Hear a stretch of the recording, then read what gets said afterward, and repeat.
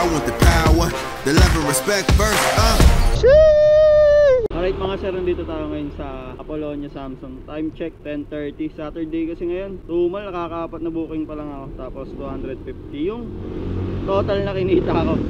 Anyway, baka pauwi na rin ako. Tapos puntahan ko na lang yung RKP para magbayad ng monthly amortization nito ni Hicks. Bali nakaka 2 months na kasi ito eh. Nakuha to February 10. So dapat March 10, April, May 10 pa yung susunod na hulugan nito.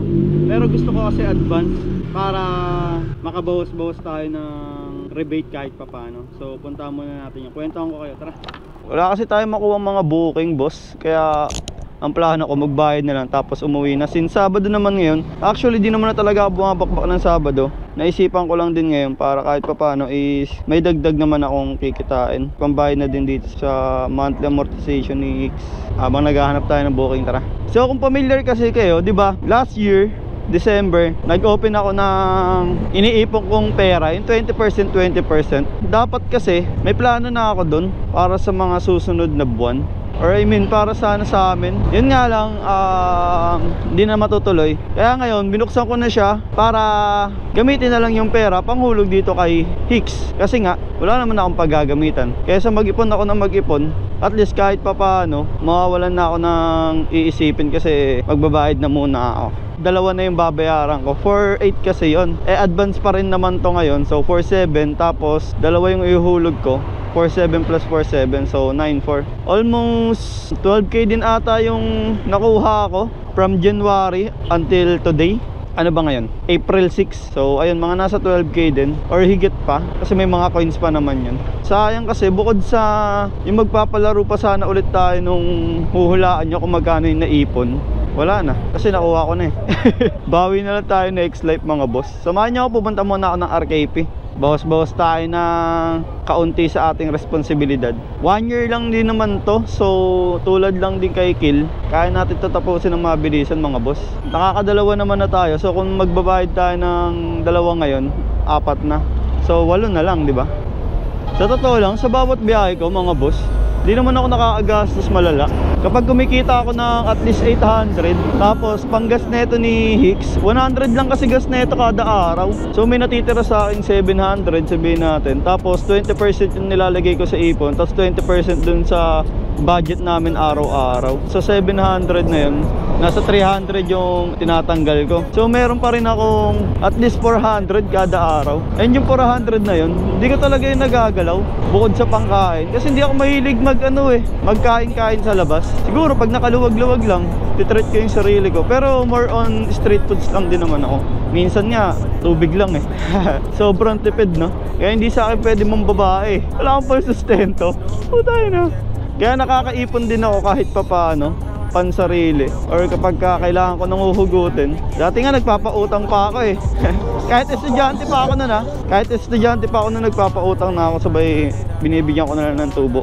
Kaso ngayon hindi na ako nagpapautang kahit may bahagya naman tayong pwedeng ipautang. Kasi ang hirap maningil. Sobrang nakaka-stress din kahit may pera ka naman. And yung ipon ko naman ngayon na binaklas ko na din para pambayad dito kay Hicks, para lang mabawasan na din kahit pa paano yung iniisip ko. Magpa 5 years na rin kasi sana kami nun. And ito talagang ipon na to para talaga dun. Yun nga lang, hindi na natin siya na-survive mga boss. Kaya itong pera na to, gagastusin na lang natin sa mga bagay na pwede natin mapaglaanan. Siguro sa bawat biyahe ko sa isang linggo, ang pinaka nagagastos ko lang, kunyari meron akong, bukod sa natatabi nagkakaroon ako ng kada linggo ng 2k to 3k, sabihin na natin ganun. Ang magagastos ko lang nun 100 pesos. Kasi minsan umiinom ako ng Raiders isa lang sa gabi. Lalo pag Sabado gusto ko mag-chill. Kasi sobrang nakakapagod din no? Isipin mo, magtatrabaho ka ng 8 to 5. Minsan nga mas maaga pa kapag nakaka 1k ako eh. Pagka naka 1k na ako, uwi na ako. Tapos ipapahinga ko na lang. Kasi pagkatapos ko magpahinga nun, kunyari mga nakauwi ako 5. Sabihin na natin 5. Magta-transfer na kasi ako nun ng files netong mga binablog ko. Tapos ang tapos ko niyan, syempre sa transferring mga 6 na. Tapos pahinga ko yun hanggang 7 or 8. Mag-i-start na ako niyan mag-edit mga 8 nga. 8 or 9, ganyan, depende. Tapos matatapos ako niyan 11 or 12 na. Mostly ganun yung nangyayari sa akin talaga, or recently, or basta simula akong nag-vlog ako, halos ganun na din, August until ngayon. Pero ngayon medyo di na ako nakapag-edit kasi nga may violation pa tayo kay Facebook. Pero ayun, puro ganun na yung nangyayari sa atin. Or dati pa nga, nung naghahatid pa ako, kasi 8 to 5 yung biyahe ko, diba? Tapos 6 ako naghahatid, so makakauwi ako nyan mga 7 na. And then magta-transfer ako ng file. Kaya usually ang nangyayari nun, after ko makapag-transfer ng file, mga 10 to mga 9 or 11 na ako nakakapag-edit. Tapos ang tapos ko nun mga 1 na. Grabe. Pero it's all goods in loads. Di nga lang kasi tayo pinapasahod di Facebook eh. Alam ko magiging worth it din naman to. Ganun na yung nangyayari sa buhay ko. Cycle lang, 8 to 5 biyahe, hatid ng 6 to 7, uwi ng almost 8, transfer files, and then edit ng 9 or 10, tapos ng 12 or 1. Halos 2 oras to 3 oras kasi ako nag-e-edit. Kaya mas pinili kong bumiyahin na lang ng weekdays, tapos hindi na ako bumibiyahin ng weekends. Pinapahinga ko na lang din talaga yung sarili ko. Ito na mga sir, malapit na tayo sa RKP. Sana nagets niyo yung kwento ko. Hindi pa naman ako pala kwento. Let's go. Dito na tayo mga sir, kunin lang natin yung resibo natin. Pasok tayo sa loob. Let's go. Daming stock oh. Magbabayad lang ako sir ng ano sir.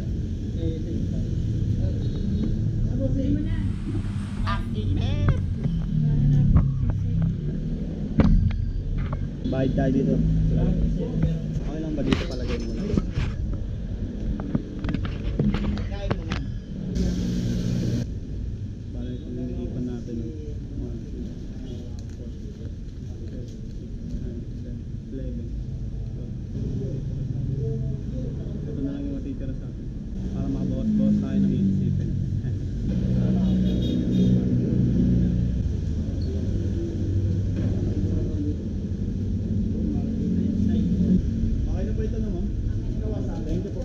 Thank you po.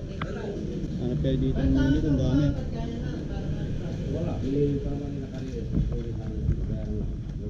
Sir, thank you sir ha. Okay po. Thank you po. Ay, sorry. We're goods mga boss.